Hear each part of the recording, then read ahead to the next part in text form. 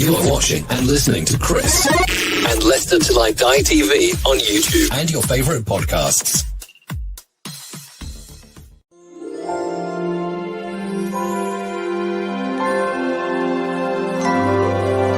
Happy holidays, I guess?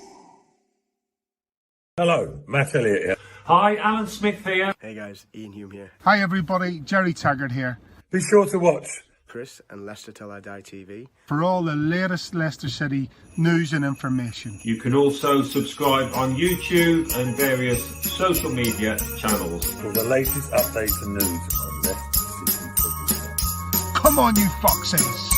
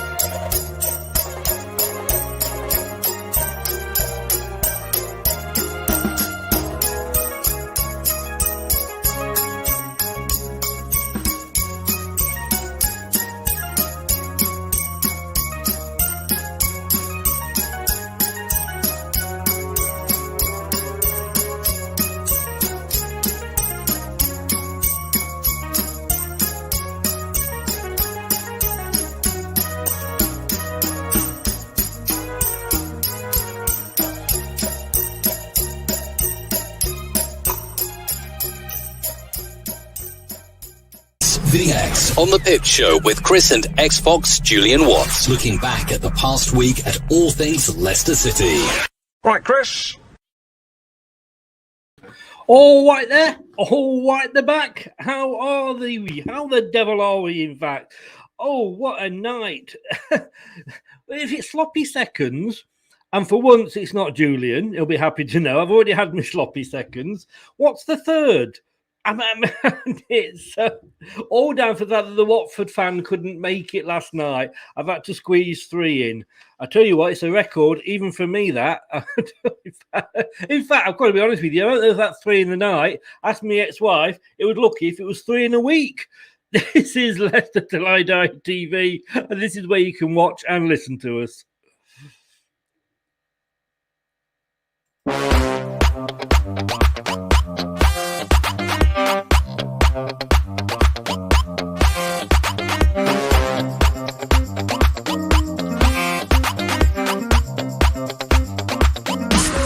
Watch us on YouTube. Listen on your favourite podcast platform. Or ask your smart speaker to play the podcast Leicester Till I Die. Subscribe, like, follow, and join in now.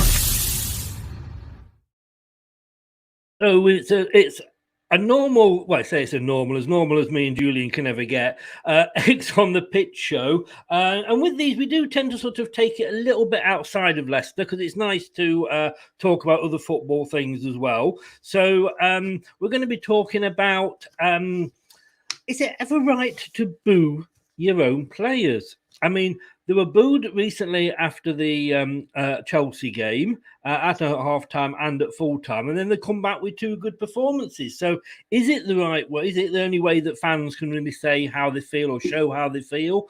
And I don't agree with booing during a match. That should never happen. But I kind of get it.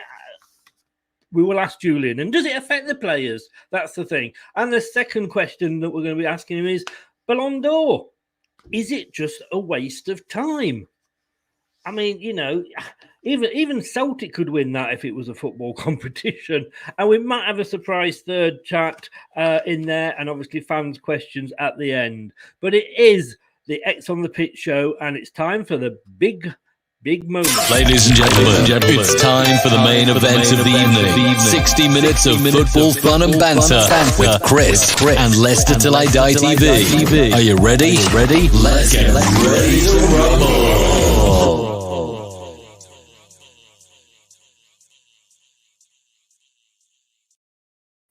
Good evening, Julian. How are you? I'm very good, Chris. How are you? I'm all right, thank you very much. We've had a fan letter. No way. Well, when I say fan letter, it's from a Karen, and I don't know whether we should say that when it's from a Karen that it's a good thing or not. But it's kind of, she can't say much. She said, and she can't say her surname because prison rules don't allow her to use her surname. But I do think it's very nice of the governors at HM Prison Holloway to let these letters go out, and obviously we're being viewed all over. It says, "Dear Chris, love the show that you do every week with Julian, especially the Top Totty moment." It says, "Please, can you let us know in advance so we can order the magazines in, because we don't have much to watch here, and it would be lovely if we could get these magazines in. I can ask the governor if she would supply them." Well, P.S. If you could show the actual Top Totty page, that would be even better. I have to be honest with you here, Karen. I can't show the actual Top Totty page because of copyright and it would be wrong. All I can do is at the start of every show, obviously, because this is growing for Julian. This is a sideline that's growing for him. And I can tell you sort of what magazines he's in. Women in Golf was last week. This week, he's absolutely surpassed himself here. Practical Pigs. I did used to own a pig as well, so isn't that a fantastic looking pig there? So centre spread as well. I tell you what, them staples must have been painful. So listen, when Karen's on day release, can I take her out and show her my pig? As long as you bring home the bacon. Bum bum.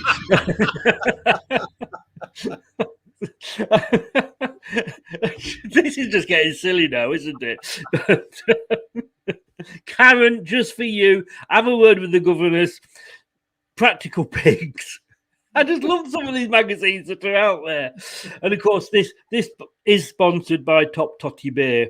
Slater's Top. They don't know they're sponsoring it, but other beers are available just in case they actually sue me at all. So I bet you can't wait for this every week, can you? Oh, mate, I'm just looking forward to next week now. we have gone. It's taken a bit of a dark twist, I think, this, hasn't it? But hey, let's get serious. Let's get serious. We're not here to have fun. Booing the fans. It was quite obvious. You couldn't avoid it in the Chelsea game. It was there at half time. It was there at full time. A bit of the Arsenal game as well. I mean, fans say, well, we pay our money. It's only right we should show how we feel. They don't boo during the game, which I think is correct. I think you should never do that. But is it right ever that fans boo their own team and their own players? It's a difficult one, Chris. I mean, I think booing during the game, like that really it can affect the players. It can affect certain players more than others. But as a team, you know that, they feel like the support's sort of leaving you, and that's what you bank on. I mean, I always used to prefer playing away from home because you had all the idiots, forget my expression, because they were the best fans who, whatever the result, just sang for 90 minutes and really backed you up. And that was something. And we've had some great away days. In my time, I had a great away days. And I know the fans now, you go away somewhere and get a good result, and it's a great day. And it's even better for those fans who've paid the money, travelled, got down there, whatever weather, and experienced that and just backed you up all the way. I think booing after the game, it's a different one. I suppose, like they say, they pay the money. Yes. They want to let you know how they feel after they've paid the money, and it is their hard-earned money. And I sort of do get it, and it's never nice for the players, never nice at all. Even after a defeat, you want to go and clap the fans, and sometimes you do feel a bit awkward about that if you've not performed. But I suppose in my mind now, I think, they do have the right to boo. They've paid the money and you've not performed and you've lost or not got the right result. I suppose they have that right, but it still hurts the players. still hurts the players, whatever, you know. And I've been away sometimes. You've been away somewhere, or even at home, and you've worked your socks off, and the result's not gone your way, and the fans appreciate that.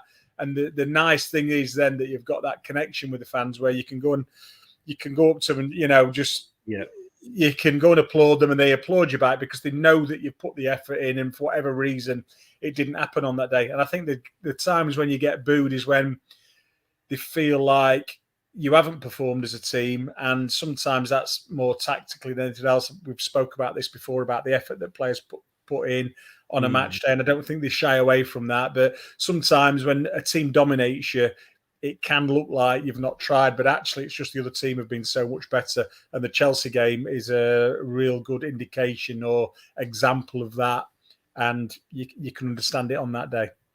Yes, and you know, to be honest with you, you know, as a fan, I mean, I used to do this when I was younger. That I used to get the games at the start of the season, and used to have one of those charts where you got it from the football thing, and you can stick the TV in the table and change it every week. And I'd be looking at games thinking, "Oh, that's a win. That's a draw. We might lose that one." And in fairness, that Chelsea game probably was one that I would probably have said it was a given. You know, the way they're playing at the moment, you know, even though the Burnley got the draw the week before, it was one that was going to be seen. So I'm just looking at Terry's comment. But, you know, sometimes, when I've watched Leicester recently, and I will never, I mean, I always say when we had the Great Escape season, I think I've said this before, you know, I travelled 8 hours return journey to watch a team that was sat at the bottom of the Premier League. But I know every single week they were putting a stint in. They were trying. You can see, and I'm not saying that as I said before, they're not going to go out and not try. But yeah, I'm not sure. I think it was whether it was the Chelsea or probably the Arsenal game, more than Chelsea. I think it was like watching, you know, your grandson starting on FIFA 2021 and not understanding the rules, and passes were going behind a player. You think, I have a shot, and he passes it out. You know, I think that's what got to me. It was just the basics, if you like. I think, I sort of agree with that. I think we've talked about this a lot. It's the expectations that we have on the team because of how they performed in the past 5-6 years. You know, they've been in that high positions, and then you still think if they go to Chelsea and get beat, they're going to put up a fight, and they're going to be in the game, and there's going to be a scrap, and we're going to have chances, and we're going to have moments, and we might get back into the game. And I think with that Chelsea game, it was like, you know, it was like a fighter fighting someone who wasn't even at the races, and, you know, didn't even have a chance of knocking him out, and it just looked so bad. It looked like we were so far away from where we'd been. And, you know, I sort of get that with the supporters on that particular game. Maybe the Arsenal game a little bit. And again, we've had a couple of games where it doesn't seem like we competed. And I think we said this last week, is that fans always appreciate when you get a tackle in, when you get close to someone. Yeah. And when a team passes around you and you don't get anywhere near them, and you just a few seconds behind them and they're passing out, which Chelsea did absolutely brilliantly, you know, against Man Utd the other day without getting the result. But at times they really passed the ball well. And we want people, you know, we want us as a team to be competitive. And when you don't look competitive, I think that's when the fans have had enough and they want to vent their frustrations, because, you know, it's a men and boys situation, and we're the boys, and we don't like to see that in comparison to what we've done in the last few seasons. I mean, they say that they don't, but do you think players ever sort of do read? I mean, I understand, and I would never, no matter how bad a player has been or performed, like I say, I know that he's not gone out purposely to do that, but he has had a bad game. But I would never go onto his personal social media and post, you know, some of these disgusting posts that are. But I've got this vehicle here that we sat here that I can say in the post-match show. Do you think sort of the players ever actually go on to some of the sites and have a look and think, let's just see what they're saying about me after that game? Yeah, but I'm sure they get notifications as well, and it is a terrible thing. So again, you know, Chris, you've got this vehicle that we're both using tonight, but we're talking it, you know, in a different sort of level, and we all know and we've all heard of the absolute horrible levels that are talked on social media, and it's that thing is, you know, would you close your account down? Why would you have an account? Because the social media bit, when it started, it was always a bit of fun and it was a bit of contact. And, I'm in contact with people I've not seen for years, and that's all a fantastic thing. But when you're in the spotlight, it then becomes this negative thing where you get people not just saying that you've had a bad game today, but it goes a lot deeper and a lot worse than that. And the problem we've got with social media is that no one's accountable. I personally think that anyone who joins it as a Twitter account or as an Instagram, Facebook, whatever, their address should be on there. Their IP address should be on there. They should be contactable.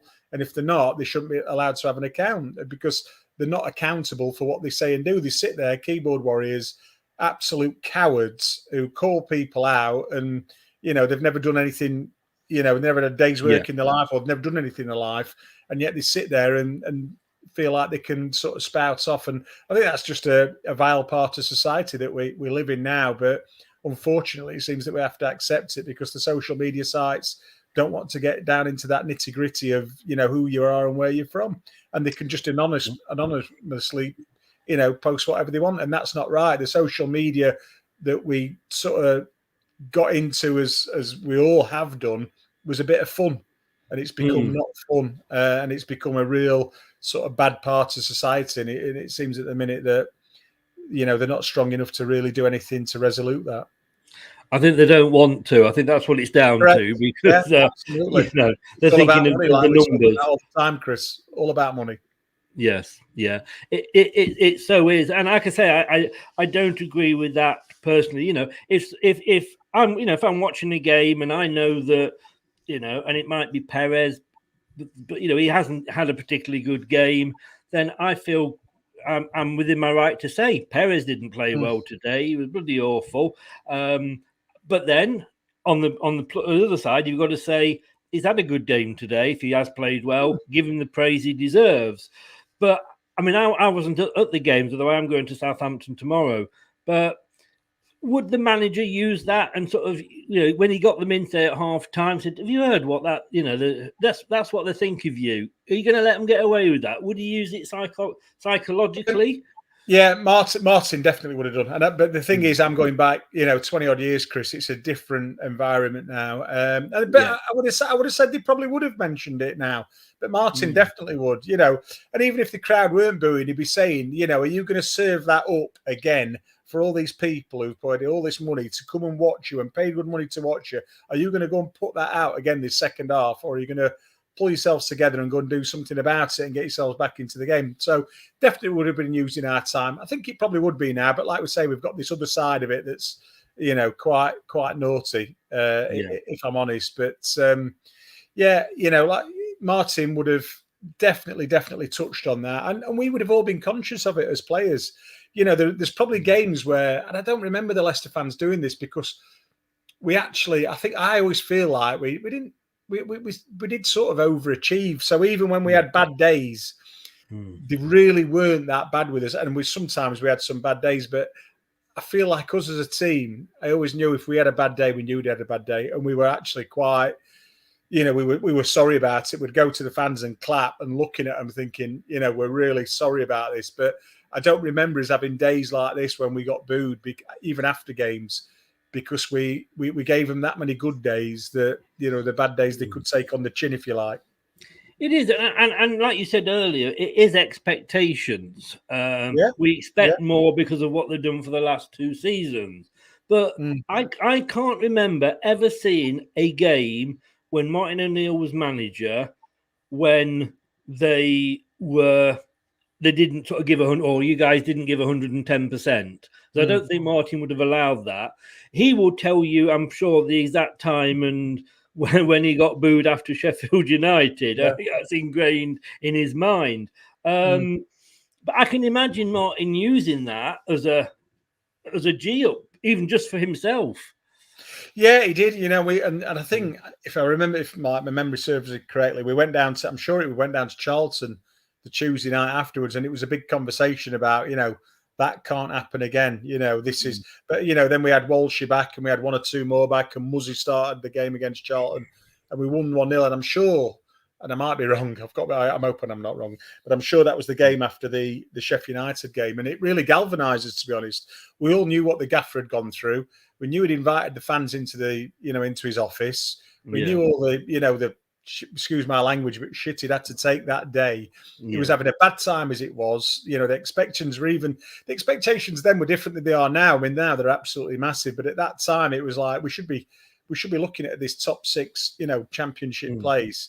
And we could all feel that. I mean, and personally, God, I had an absolute stinker on my debut for a new club. And for me, it was like a fish out of water. It was my first time going from a club to go into someone else's first team. When I left Rotherham to go to Wednesday, I was going to be developed in the reserve team. I'd left Wednesday to come to be a first team regular in a Leicester team and had an absolute nightmare on my debut, which nobody wants. And you want to put that right. And I think that was right through the team. We all wanted to put it right. Muzzy differently just wanted to go out and perform because he was like chomping at the bit to perform. And that's where, that galvanizes a team. And we kicked on from there. And Martin definitely used, the scenario of that Sheffield United game. And obviously, it resonated with myself because of performance and who we'd played against and lost against. So, yeah, it was a big factor.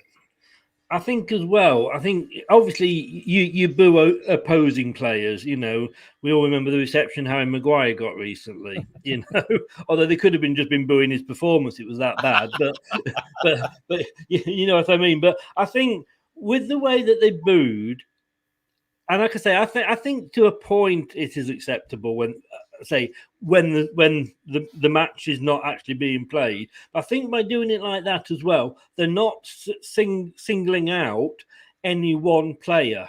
Yeah. Again, I don't agree with that because it's a team game, and anybody can have an off day, so you accept that. But when the team as a whole performs badly, and whether that's from doing what the manager's told them or not, that's when, to me, it's acceptable because you're not picking on one particular person. Yeah, I think I agree with that, Chris. I think like if you booed an individual of your own team, you're absolutely killing him on the day of the game. And if you're just booing him during the game, the players hear that, and all of a sudden, and like I say, we've mentioned this many a time, it stops you doing what you're good at because you become frightened to do what you're good at because, if you make a mistake, the crowd are on your back. And then it stops your natural game and it stops what you're good at. And then if you stop in 5 or 6 players being what they're good at, the team's performance is just going to go down and down and down. So, during the games, it's definitely not for me. And as fans, you're really having such a negative impact that you probably don't realise. I think a lot of fans think that, well, the footballers, they're used to it. Water off a duck's back. We're booing and we're letting know how they feel and they should just get on with it. It really does affect performances of individuals and then performances of teams, and then you're having a negative impact on the team that you're supporting. So during a game, I really, really don't get it. I think it's just a bad thing that fans need to understand. But I do think that after games, it's if it's a bad performance and you're on a string of bad ones, I suppose they get the right. They go out and earn money every week and they're buying season tickets. And, if you take your missus and your 2 kids, it's got to be 100 quid plus. And I think you sit there and think, I've got the right to sort of vent my anger, and especially if they're underperforming, so there is that factor to it. I think to me, that's what it was. And it's funny. I mean, I guess as an opposing player, going back to your old club, depending on how you left the club, but you're always going to get booed, especially if you like with Maguire, he's gone to a bigger club. So that I would imagine as the opposing player, because I always hate booing the opposing players, because I'm thinking like, this is going to come back and bite us on the arse. So that's, I think that's, that's acceptable. I think that goes on all the time. But it's just surprising that since that performance, we've had 2, and it's not the fact that we've had 2 wins. We've had 2 good performances. Yeah. We have. And I'm, again, I still think we've not found the right shape and formation. I know on Saturday you changed it again and it worked. But, I'm still not sure what he's going to do the next game and the next game and the next game. So I still think that's a little bit up in the air. But, the weekend was a fantastic performance in difficult conditions where your key players, Maddison performed well. Vardy, was just what we talk about Vardy, week in, week out. So, that like I say, that worked out for us. I'm still unsure about, what direction we've got, because it feels like we're still not decided what's the best way forward. But on Saturday, we invited Barnes and Lookman in, two fantastic players for me, very exciting players. Is it still the right way to play? Like I say, it worked that day. I think we'll probably persevere with that until it goes wrong, and then we might look at something else. I would rather see us, a bit more settled, and I don't think we are settled still. No, but I mean that just to touch on that European result, as you know, I write the Tuesday talking point on BBC Radio Leicester's page, and I've put there like what a difference a week in football can make. This time last week it was all doom and gloom. We were bottom of our European group, looking at an early exit or even possibly the conference. Now it's in our own hands. We could actually go through top of the league, and it's funny. I can say, I suppose it depends on the player, and I can't say as much as I'd like to that, the fact that they got booed made the players think, right, we're going to go and show them. I suppose it depends on the individual player, I guess. Yeah, I mean, the European result was a great result. And I think we sat last week and we said we ended the show, sort of saying, what a difference this week could make. We've got Watford, which could be a real banana skin. We've got the European game before that. We've come through with flying colours, which is absolutely fantastic. I still want to see Moradaka. I think he excites me a lot, and I think he should be introduced a lot more. But it's just that thing of the formation, and I know we settled. Getting a great result doesn't mean that we've turned the corner, and I'm not sure we have. But again, you just take the results as they come at the moment, and two great results. Get a result against Napoli, we can actually, we can top the league. When a few weeks ago, I was thinking, and we said, we could actually be bottom of the league, and we look like we could top it, even though it's going to be a difficult game. We're more than capable of going over there and getting the right result. And then we've just got to keep this, this league form on. And again, we touched on last week, we were so many points. I think we're 6 points off Champions League, but 6 points off relegation, and it's like, which way do we go? Do we stick with twist? And we've won the game against Watford, and all of a sudden the future looks a little bit brighter than it did. It does, and we now need to, sort of kick on from this. On the plus side, it was nice to see the reception Claudio got. Yeah, amazing. And listen, we should never forget what he did. I'll always say, and because he's an old teammate of mine, I thought Nigel Pearson did an absolutely fantastic job to the latter parts of that season and really put a solid foundation in there. But, would Nigel have won the Premier League? We'll never ever know that. But Claudio came in and actually did it. And that is where we just go, God, well done. What a season. Big thanks. And he got an absolutely fantastic, reception.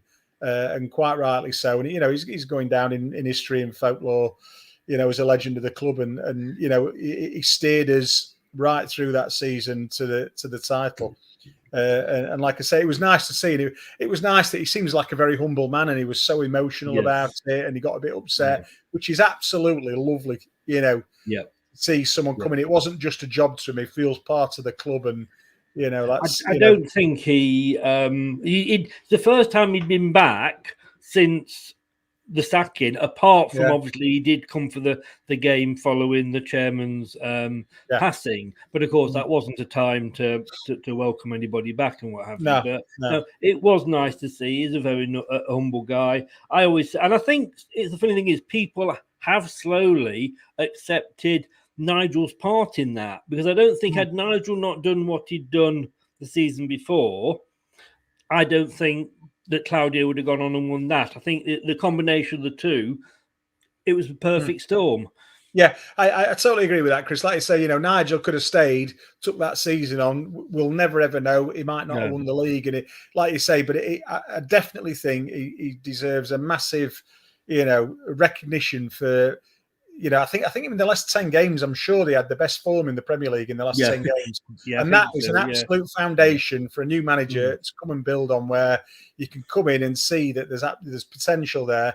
But then we have to give Claudio, the recognition for him continuing that. And listen, he carried it through and went and did it. And it's unfortunate, the way the next season turned out. And I think for me, in that season. Leicester were a surprise to everybody. The way we played, we had a stoic defence that sort of sat back a little bit, and Vardy was always looking on the break. And we had a few players that people wouldn't have even heard of or known about that performed unbelievably well. And we surprised everyone. And then that's the problem. The next season, you're not a surprise. And that's when it becomes hard work for the manager. And that's where people like Pep Guardiola, despite, the tons of cash that they have, and Jurgen Klopp, again, the tons of cash, Tuchel as well to an extent, that's where I think they're paid the big money and they're at the big clubs because they reinvent themselves every season. Pep's definitely done that, and I think Klopp has as well. And Tuchel again looks like the real deal. So, which what makes the Premier League good, but unfortunately, Claudio couldn't sort of reinvent Leicester as a team and get the results that we needed.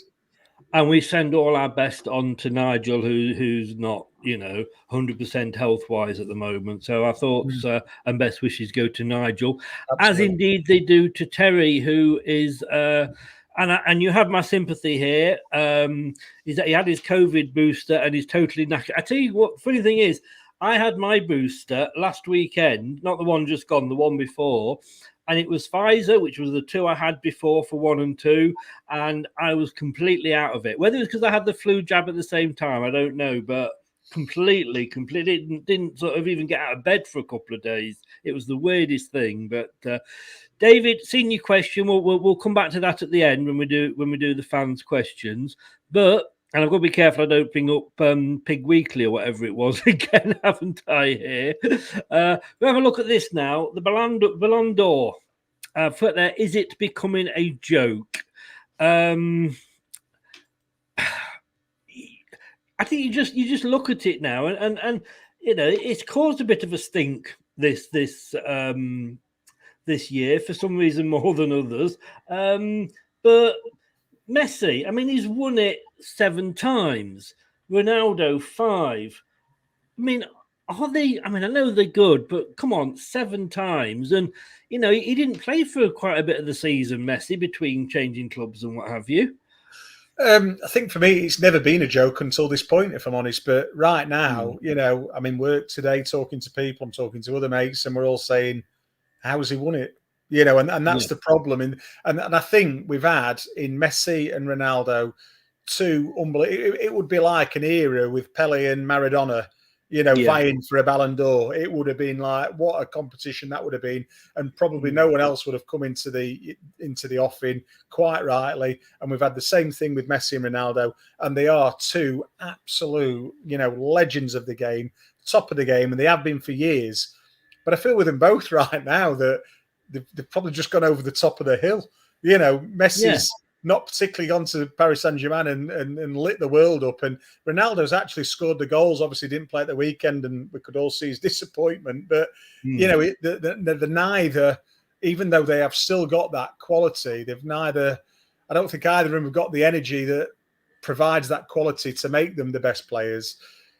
And I think now we're both going to probably discuss in a minute other players who we probably think would, have won that award instead of them because, like I say, ability-wise, fantastic. Both, for me, past the sell-by date. Yeah. I mean, if I was to say to you how many Ballon, and I have trouble saying this, I'm going to try that in my teeth in. Ballon d'Ors. I've had to write it out phonetically here, so I know how to say it. Balloon d'Ors. No. How many Ballon d'Ors Pele win? I'm taking it was a 0, wasn't it? Yeah, exactly. Yeah. It was a 0. Eusebio got 1. Johan Cruyff, and we're talking a good player here, got 3. Yeah. Van Basten 3, Kevin Keegan 2, Eusebio 1. Classic players. Ruud Gullit 1, Zinedine Zidane 1. All these players we're looking at as a Ronaldo and Messi, that much better than they were in their day. I don't think they were. No, I mean, I think when you're talking about the list there, I've got a couple of funny ones, really, because I don't think Keegan was like blessed with ability, but he had that low centre of balance. He obviously did well. He went over to Hamburg and he was like fantastic. He was amazing for England. Went to Newcastle later in his career. was amazing. You can see why he might have got it in those years. Johan Cruyff was on a different sort of level to at his time, a different level to everybody else. But I think, as I've just said, the battle between the two has been fantastic. But that battle should have probably ended maybe a year ago, maybe 2 years ago, if I'm honest. But it definitely shouldn't have carried on to this year. And I'm not sure what it runs to and from and what season it relates to that Messi's got it. But for me, it's so undeserving. And I think it's a bit of an embarrassment on the actual trophy itself that he's got it, because it's so undeserving. And I don't mean that in a bad way, because he's been a legend for years and years and fully deserved all the accolades he's had and and all that kind of stuff. But right now, he's not that player. He's become a good player in a good team, whereas before he was the superstar in a great team.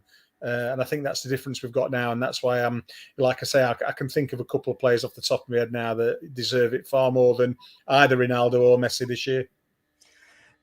I'm just looking here. Apart from 2019 and this year, every single year since 2007, it's been one of them first and one of them second. Virgil van Dijk got it. He came second last season. Although it can't be, it's got to be a year, hasn't it? Because we're in December, so it can't be a season, surely. No. The one they're saying that deserved it more, Robert Lewandowski. Yeah, I mean, straight away I'd go to him. He scored a great overhead kick last week. And it's that thing of he's getting older and older as well, but he just seems to be performing better and better. And the others that I thought about were, and I'm not saying, definites, but they don't seem to get any consideration around the other two. But Jorginho's just won the European Cup with Italy, and for me, I think I felt he was a bit of a soft midfielder, but could play maybe under Lampard, but or before that. But then when Tuchel's come in, he looks a bit keener, a bit harder. He manages games better. I think he's an absolutely fantastic player. And the other one is like Mo Salah. And I'm like, what a absolute season or two he's had, or 3 or 4 even. And, to score all the goals he scored and the way that he scored, he's like goal of the month every month on Match of the Day, or thereabouts. And, a wonderful player. You could even go Sadio Mane and, people like that. And it just seems like it's concentrated on those. And then you start to think, is it political? And if it's political, then, it's not worth winning for me. It's there's got to be far more consideration, a bit broader spread. And it's not even anymore a FIFA award. FIFA do their own. It was for a while the FIFA Ballon d'Or, but it's actually just a French magazine that produce it. I mean, why it's got as big as it is, I don't know. But I mean, this how they do the scoring, because he won this season with 613 points, Lionel Messi. Robert Lewandowski got 580, and Jorginho was third. So there was no Ronaldo in there at all with 460. And I just, like I say, I just can't see whether it was because he went to Paris Saint-Germain and they're French. Allegedly, that might have had an effect on it. I don't know. I have to remember that word. It's very important, But I just, I look at it now and I'm thinking, like, what does it matter? I think you might have just touched on it, Chris. It's a French magazine award, and he's just gone to Paris Saint-Germain, and he has been a legend. We can all say we've all watched him, and some of the stuff he's done over the years has been like unbelievable. What a phenomenal player he's been. But right now he's coming to the end of his career. He's lucky to be where he's at, or not lucky. He's still got the ability, but he's definitely not the player he was 3 or 4 years ago. And neither's Ronaldo. But Ronaldo is still performing to a high level, scoring all the goals for Man United, and probably been a saver a few times this season for them. But he's not the Ronaldo of when he first signed for Juventus and when he was at Real Madrid, and when he left. I always thought the first few years at Man United they did ever so well with him, because he was very it was so frustrating. He wasn't the final piece there, but he had the potential, and I really feel that Man United really brought that potential out of him, made it the player that he's actually gone on to be. but he has got that real strong mentality that he's wanted to improve himself continuously. But I thought the grounding he had at Man United really was the platform that made him, helped him make himself, be the player that is. But he's certainly not that player now, and he's not the player he was 4 years ago. So yeah, it's a frustrating. And then I think the thing that we've both just touched on is that, do we look at that award anymore and think it stands, anyone in good stead? Because we both think, well, this year's been a bit of a joke. So does it matter who gets it next year? Because how's that decision made, and do we really give it any credence? That's the problem with that now. I'm going to test you again here now, because I know you were around in 1956, playing regularly. Do you know who the first ever winner of the first ever Ballon d'Or? Oh, here we go. I did it again. Ballon d'Or winner was? 56, I wouldn't know, and I'm thinking the players I know are from the World Cup, which would have been, the 66 World Cup, which would have been Eusebio and players like that, and Pele was just getting on the scene then. So I would never have got. You have to bow down to your superior knowledge, Chris, on this occasion. And my fact that I've got a second screen here with the answer on, but it does make me look clever, No, the first ever one was Stanley Matthews. Bloody, honestly, would never have got that. No, but what a fantastic thing! Yeah, and there was second was Di Stefano, which I think was the Real Madrid goalkeeper, I believe. It could be wrong. And Raymond Copper from Real Madrid. A lot of Spanish clubs there. Billy Wright was second the year after, with Duncan Edwards joint third. Wow. So we've had a few Brits in there, but we shall see where it goes. I think it's been a bit of a stink this year, definitely. I think so. Maybe if it's going to happen, it'll happen next year.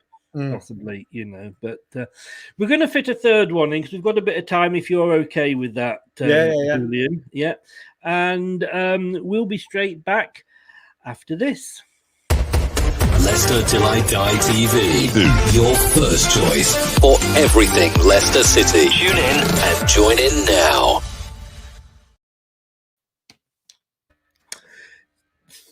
We weren't going to do this, but I thought, why not just touch on it quickly? Because there's nothing like having to go at another team when they're struggling. And some would say that they're doing it correctly, but I've got it here.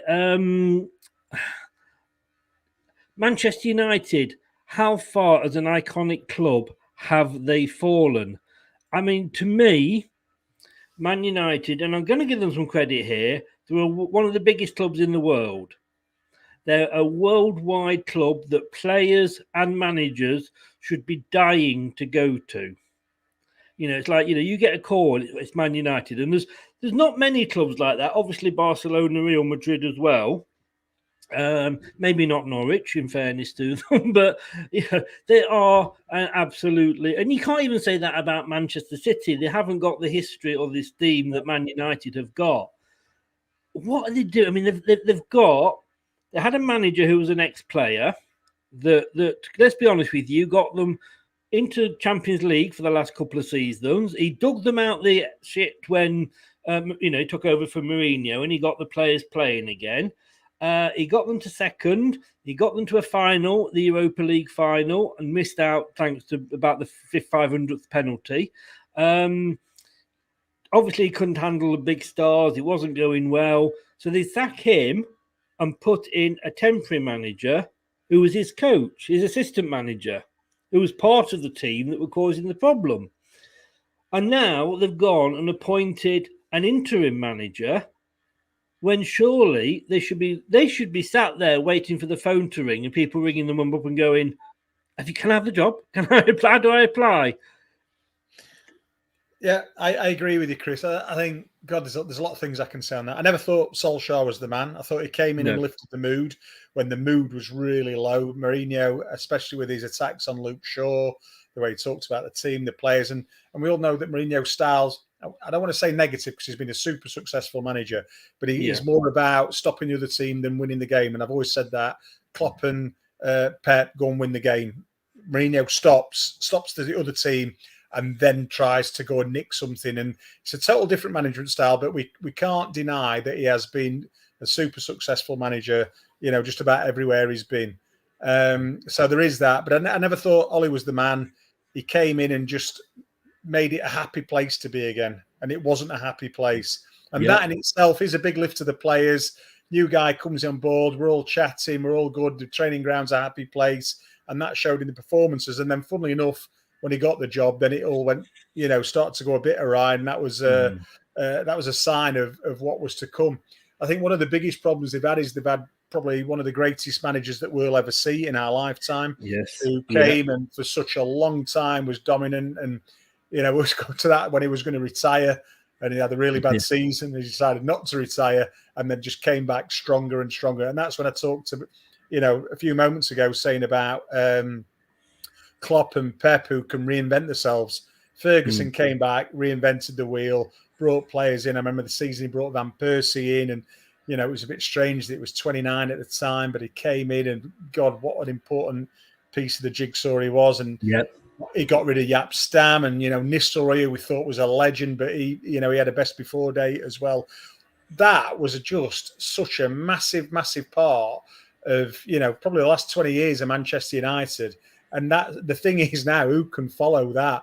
And no one's been able to follow it because it's been an absolute chasm to come into. Yes. And David Moyes, I think, said this on the show before, would have licked his lips because he was doing so well at Everton and thought, and Ferguson recommended him, but did he know what he was coming into? And would he, looking back now, would he have took the job?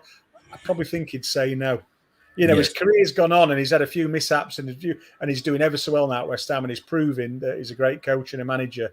But would he have done that again at the same time that was offered it? I'm not so sure, but maybe Man United is too difficult to turn down. Maybe if they come knocking, but exactly what you've said, Chris, is right now, they shouldn't be waiting to wheedle out the right manager. They should have agents screaming saying, I have got the man for you. And it doesn't seem like they have. And whether the best people are in jobs, obviously Pochettino's one of those or, contractually. But, they brought in this guy who apparently a very good coach, but we're just going to have to wait and see how it unfolds. But to bring someone in for 6 months, it's a really weird thing for, like you say, one of the biggest clubs in the world to do. And it is quite puzzling, to be honest, and doesn't send out the right message to the fans. No, I don't think it does at all. I mean, it makes you wonder, and I don't think it's going to be Rodgers, to be honest with you. I mean, he's come out and said he doesn't want it anyway again. He said that. He seems to be saying that every week about one club or another. But then again, you look at, and I said this to a Manchester United fan, you've sacked Ollie, who's got you into 2 Champions League seasons when we'd failed. You got to second and fourth. Both times you were above us. Would you then go and say, yeah, but, Rodgers has won the FA Cup and he's won the English Super Cup. And as I like to call it. I know what you mean. You know what I mean? Whether it's going to be, and I don't think Rodgers would leave. I don't think Rodgers dare leave mid-season again after what he did at Celtic. But I do think another manager, if they said, look, it's now or never, if you want to come and get this job, you come now. You should not be even taking 2 thoughts about it. Because this is Manchester United. Yes, I'm coming. And what does this Ragnar? I always think of Thor Ragnarok or whatever it is. This Ragnarok, yes, he seems to be very good, and he may move up into a director of football role. I don't know, but are they going to give him money in January? Because if he is he going to be buying players that 6 months later the new guy comes in doesn't want? Which obviously happens if you sack a manager anyway, but not when you're planning. And I think it's a strange one, and I'm not sure they can give him money in January because. What if they do and he's only there for 6 months? How do you give a manager that time? I think for me, the conversations, and this is just me, surmising, would be more about this is the squad we've got. What can you do to steady the ship? And I think that's all he's coming to do, steady the ship. Apparently from all the comments you see from his peers, I know Tuchel played under him, and I know Klopp's come up against him, and they all talk very highly of him. He's a big thinker. He's a very organised, high presser, which is, something that I think, I'm not sure how many United players, or there are going to be some big names that don't really take to that. So that's going to be a difficult one. But the fact that he's so organised, and I think he just comes in to stop the rot, steady the ship. They've probably given up on the season. They'd hope for a Champions League place at best. Other than that, might be Europa League.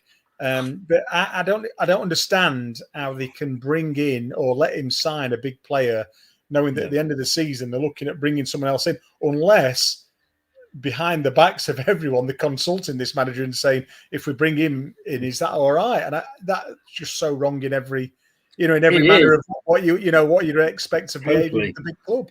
Totally. And I mean, there was the game, wasn't there, at the weekend where it wasn't Carrick, but one of the other coaches had an earpiece in, and they reckoned whether Ragnarok, whatever he's called, was sending messages. I mean, surely Michael Carrick wouldn't have dropped Ronaldo. Was this Ragnarok saying, "I'm going to put my foot down. You're going to see who's the boss.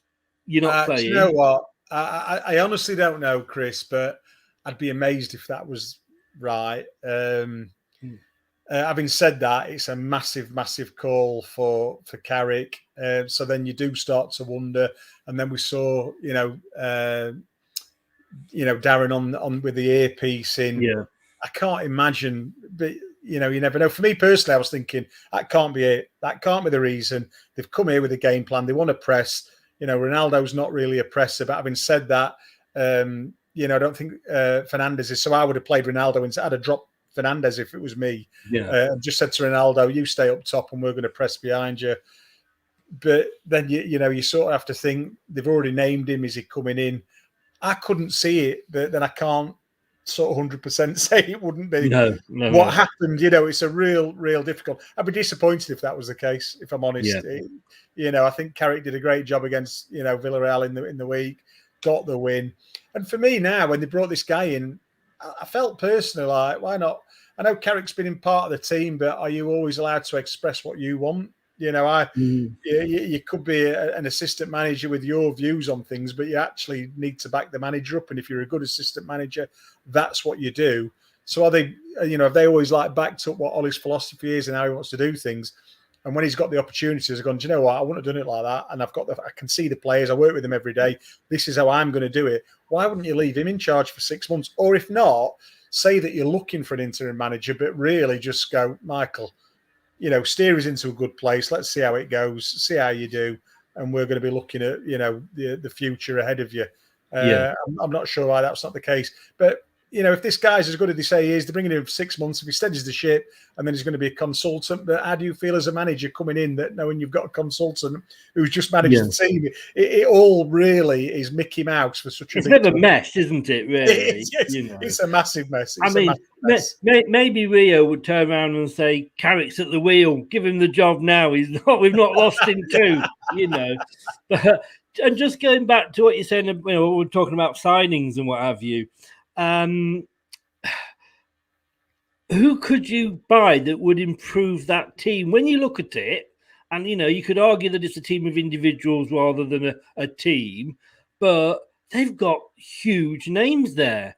Even Maguire, and yes, he's having a bad season so far, but we know from the last couple of seasons, he struggled when he first went there. Now he's had a couple of good seasons. Now he's struggling, so we know he's a good player.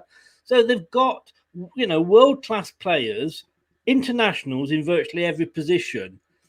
Surely you can't go and add anything to that. So maybe like you said, maybe they've said, this is what you've got to work with, make them better for 6 months. Yeah, I can't see him bringing anyone else in. And again, if he's not bringing anyone else in, which you couldn't see the point of him doing if he's there for 6 months, but you then can't see him weeding people out if he's only there for 6 months, because that is exactly what I think needs happening there. I've been saying it a long time that whatever ability Paul Pogba's got, which is he's got so much ability, but for me, I'd like. I mean, it looks like he's going to leave on a free now. I would have offloaded him 6 months ago, a year ago, because he should dominate a game of football. Every time he walks on that pitch, he's got the ability and the physique to dominate a football match every time he walks on that pitch, no matter who he plays against.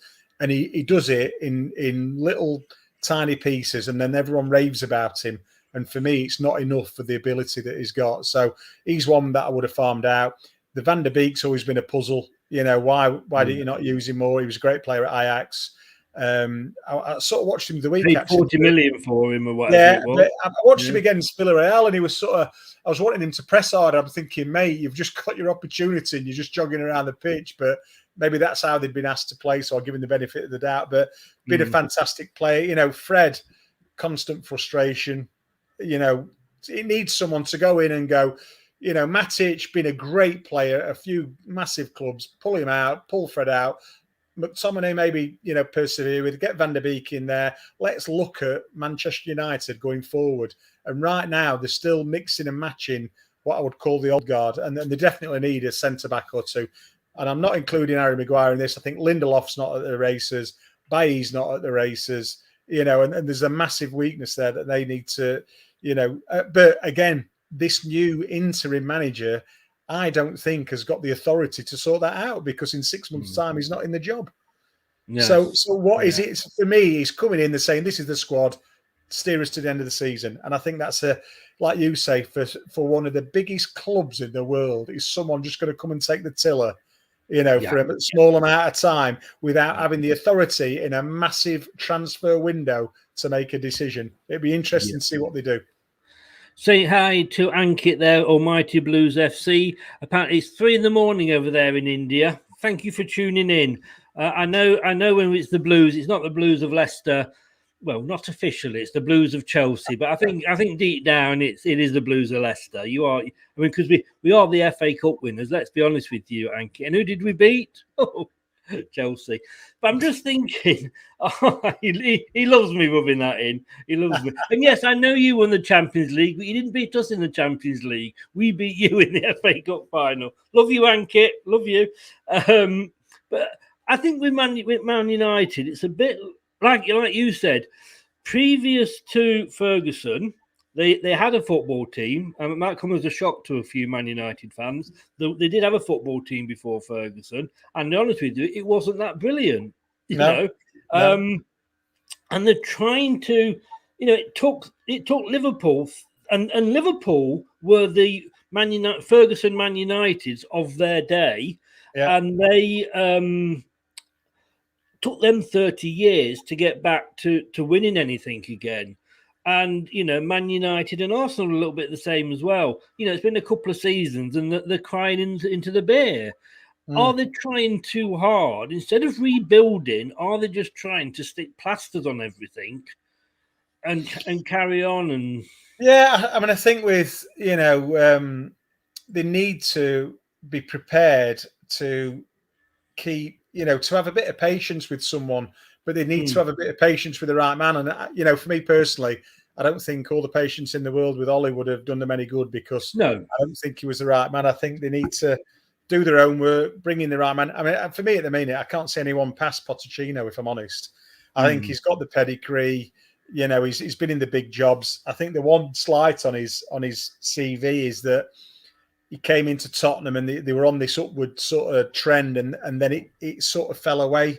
And you felt like, he's the manager like Klopp or Guardiola, when he didn't really seem to be able to pick that back up again. And that would be the one thing where I'd go, ooh. But if he'd got the backing, of the club, and he's got the, inherited some players and brought some players in, I certainly think he'd be an interesting, selection for that. But it's right. I remember as a kid, Liverpool were absolutely massively dominant.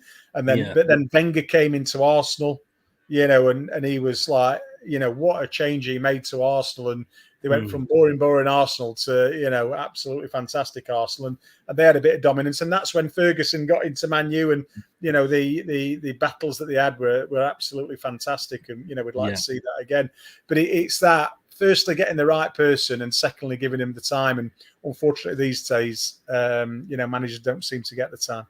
Yeah. You know, the other week, and hi, Anthony, thanks for joining us. Interesting comments, Anthony. Yeah. You know, we spoke the other week about meaningless qualifying games. Mm. I'm just going to read this to you. England played Latvia tonight. Ooh. Do you know what the score was? Oof, I hope it wasn't a draw. No, England won 20-0. Get in there. It's You another know, one to celebrate. It is, isn't it? I mean, it is absolutely pointless. Not just the men's game, the women's game as well. I mean, you know, 3-12-20 is when they scored the goals. 3-12-23, 6-9, 49, 8. There was 3 people got hat tricks for England. No, 4 people. I tell a lie. 4 people got hat tricks. There was a penalty in there. Oh, unbelievable. 20-0. What is the point? But and it's that thing, you need to segment teams and they've got to be on levels and they've all got to be on a similar, ability level, and you put the top teams together and the lower teams together, and, it just don't make any sense. And, it can't be nice for the Latvian team to, they might have, enjoyed walking on the pitch against England, but I don't see any honour in that when you come off losing. And they've not learned anything, have they? No, it's terrible. It's terrible. I mean, Republic of Ireland beat Georgia 11-0. I bet they walked off the pitch going, "Yeah, we got the high score tonight, guys." I'm just trying to see where okay. I mean, in our group, all right. So we played 6 games. We're top of our group. We're unbeaten because we've got 18 points. We've got a goal difference of plus 53. I mean, But anyway, that's well done to the Lionesses. Absolutely. You absolutely should hold your hands up high. Embarrassing for Latvia. Embarrassing. I think it's embarrassing for FIFA. But well done, England ladies. Absolutely, you've got to play these games. Well done. So we're going to end up now very, very quickly. Just got one for you here, but we've got a fans questions, and I promise you that it has got absolutely nothing to do with pigs. Let me just find it now. It's going back to what we were talking about at the start. David said, on the subject you just commented on, which I think was the what was the first topic that we covered, booing the players. As a player, is it very difficult to switch formations from game to game? So 3-5-2, 4-2-3-1. Is it easy to recall new roles assigned to you? Good question, David. It's I was talking about this the other day on something else, and it's the fact that in my time, I think I played more in a back 3 than I did a back 4, but I played a lot of my junior football and then reserve football before I sort of started playing a lot of first team football professionally as a back 4. But I think it was when Liverpool went to the back 3, and all of a sudden it became trendy, and a few teams tried it out. And I was at Wednesday, and we tried it out under David Plea. And the thing is, David, you've got to think that as a player, you're playing in that one position. So I was a centre back. If I played in a back 4, which, so the first game I played for Leicester against Sheffield United, played a back 3. It was disastrous. It was a bad game. And the second game, we went into a back 4, but Walsher came back into the team. And to be fair to me and him and Simon Grayson and Mike Whitlow, we forged a really good back 4. And sometimes it just clicks like that. And it was never a problem to me. I can imagine it being to some players. And I can imagine a player who's, if he's either lacking in pace or lacking in something else or lacking in height, might want the comfort of a back 3. It didn't really faze me, because if you played in a back 4, your fullback didn't really wander off if he was on the opposite side of the pitch to the ball. So if it was down the right, the left back would tuck in and make a 3 anyway. And it was just a bit different with wing backs where they went across. So it's a good question, David. It never really affected me, but I can imagine some players being in the comfort zones playing in certain positions, in certain formations. Some people born to be wing backs, but don't really want to be a fullback because they're probably not great defenders. And I'm not saying this guy's not a great defender, and I can't remember his name, but he's playing for Ireland at the minute, and he's the right wing back for Rotherham United. And I can't remember his name, and he's absolutely fantastic. He just gets the ball and he's so positive. I couldn't see him being a right back, but he's a fantastic right wing back, and he's doing ever so well. So I hopefully, David, that answers your question. I'm just having a look if I can. Oh, that's the ladies' team. I won't be able to find him, will I? I realise. I think I'll just have a look because they've won well tonight, and of course it's the ladies' team. Yeah. As Brad says here, just the close 20-0 win for the Lionesses. Apparently, Brad, what you don't know is that Harry Kane had actually contacted the FA to see if he could play tonight, so that he could get the record. Allegedly, of course, you know. But Julian, as always, mate. Not only are you top tee, you're a top man as well. Can I just say hello to, is it Ankit, who's out in India? Because I've got some very good friends in India who've got a hotel out there. So I've been out there to Goa, to Bogmarlo Beach, and it's a fantastic place. Absolutely love them to bits. Very good morning to you too, Ankit. And I've experienced Goa for 10 days, and unsurprisingly, Chris, there was lots of drink, but there was lots of fantastic food and company and music, and I'm looking forward to going back there sometime soon. Was that film based on your time over there? You know the one I'm going to say, the Exotic Marigold Hotel 1 and 2. To be fair, my dad's been going out there for about 20 odd years, maybe 30 years, and it was his 70th. And so the two guys who own the hotel are actually, one of them, I think one or both were ex-footballers in India. And they've got this hotel out there, and they're like firm. They come over and stay at my dad's, and the firm friends of our families. And I've got to say, I went out there for 10 days, and to say I was looked after, Chris, is an understatement. I'm going to watch those films now and just see if I can see which one is based on you. I can't wait for next week to see who's going to have you as their top totty. That's going to be. I'll send some clips over, hopefully. We'll send them to Karen at HM Prison Holloway. I've got her address. And I'm sure the governors would like to vet them as well before they go through. Julian, no, seriously, mate, you're a top man. Thank you so much for doing this. I enjoyed it, Chris. It's great. Stay safe, and I will see you see you next Tuesday, if that's not meaning anything rude at all. Absolutely, mate. See you later. Brilliant. Thanks very much, Julian. Bye-bye. Take care. Bye-bye. Bye-bye. Thanks to Julian there. Great guy. Comes on and does this for us every week. And it is great to see, because I come up with these topics for him. And, like tonight's is booing acceptable. And, I only ever see it from a fan's perspective, where he can put it across, obviously, from a player's perspective. And it's, surprising how much we agree on and what have you.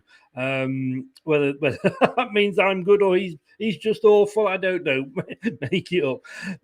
Well, third time I've got through it, and I've not had to suck a fisherman's friend. He's sat in my lounge, and he'll be devastated. He's been waiting all night. He went, no. I went, no, I'm all right at the moment. But we're not going to be back tomorrow because I am off to St. Mary's. And like I say, and hopefully I'll be able to have a chat with Alan Bennett when we get there. I haven't seen him for a long time. The first match I've been to, first league match I've been to since COVID. And obviously the second match, if you include the English Super Cup. And last time me and Alan went to a Thursday match away at Southampton in the winter. I've said it many times, it was 9-0. We're going to be back with this on Thursday, though.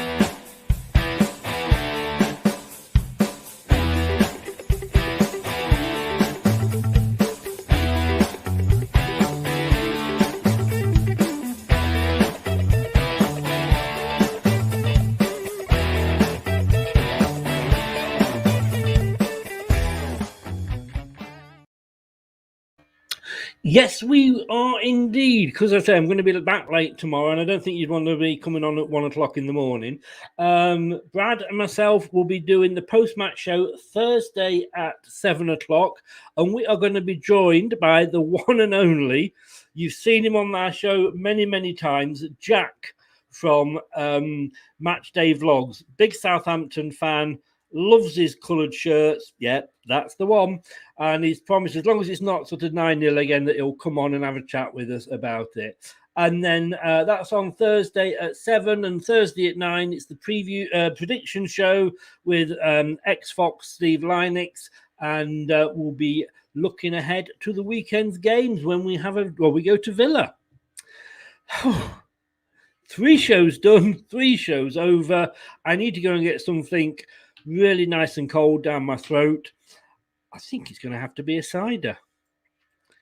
Thanks for everything. Thanks for tuning in. Thanks for sticking with me throughout the night. I feel like I've done a marathon. I'll see you on Thursday. Come on, let's hope I can bring 3 points back with me from St Mary's tomorrow. Good night, guys. See you Thursday. Oh, ho, ho, ho, ho. Thank you for watching. Have a Merry Christmas and a Happy New Year. Hello, Matt Elliott here. Hi, Alan Smith here. Hey guys, Ian Hume here. Hi everybody, Jerry Taggart here. Be sure to watch Chris and Leicester Till I Die TV. For all the latest Leicester City news and information. You can also subscribe on YouTube and various social media channels. for the latest updates and news on Leicester City. Come on, you foxes!